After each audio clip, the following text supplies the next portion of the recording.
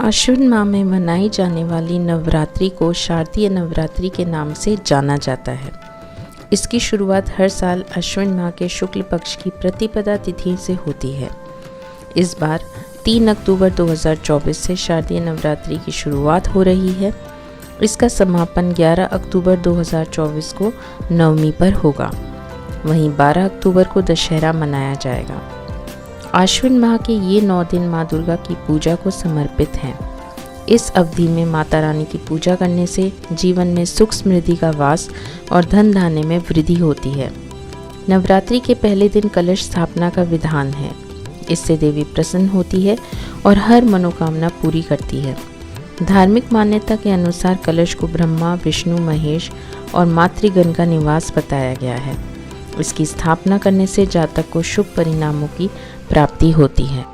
शारदीय नवरात्रि के पहले दिन घट स्थापना या कलश स्थापना की जाती है और इसके साथ ही जौ बोने की भी मान्यता है, जिससे घर परिवार में सुख समृद्धि आती है।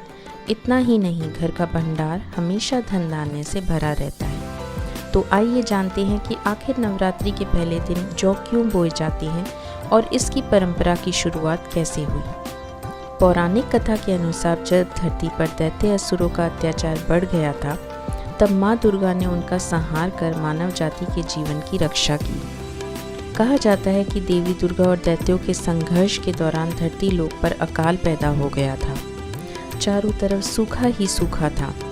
देवी माँ के द्वारा दैत्यों के संहार के बाद जब धरती फिर से हरी भरी हुई, तब सबसे पहले जौ उगे। इसलिए जौ को समृद्धि और उर्वरता का प्रतीक माना जाता है। दूसरी मान्यता के अनुसार जब ब्रह्मा जी ने इस सृष्टि की रचना की, तब जो फसल सबसे पहले विकसित हुई थी वो जौ थी।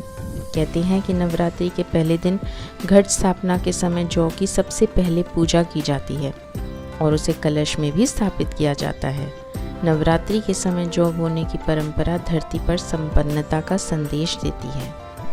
पंचांग के अनुसार शारदीय नवरात्रि के पहले दिन कलश स्थापना के लिए 2 शुभ मुहूर्त हैं। पहला शुभ मुहूर्त सुबह 6:19 से लेकर 7:23 तक रहने वाला है। इसके बाद नवरात्रि के घट स्थापना के लिए दूसरा शुभ मुहूर्त दोपहर के समय का है। यह मुहूर्त सुबह 11:46 से लेकर दोपहर 12:33 तक रहेगा। आप इस दौरान भी कलश स्थापना कर सकते हैं।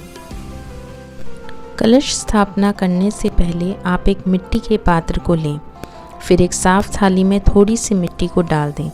अब उसमें जौ के बीज को मिलाएं। इसके बाद इसे मिट्टी के पात्र में डाल दें और पानी से छिड़काव करें। अब आप एक तांबे के लोटे पर रोली से स्वास्तिक का चिन्ह बनाएं, फिर उसके ऊपरी भाग में मौली बांध दें। अब लोटे में साफ जल के साथ उसमें थोड़ा गंगा जल भी मिला लें। फिर उसके ऊपर धूप, अक्षत, सुपारी और कुछ पैसे रख दें। इसके बाद आप आम या अशोक की पत्तियां कलश के ऊपर रख दें। एक पानी वाले नारियल को लाल चुनरी से लपेटकर मौली बांध दें। फिर इस नारियल को कलश के बीच में रख दें और बाद में इसे पात्र के मध्य में स्थापित कर दें। इस दौरान माता रानी के मंत्रों का जाप करते रहें। इससे देवी प्रसन्न होती है।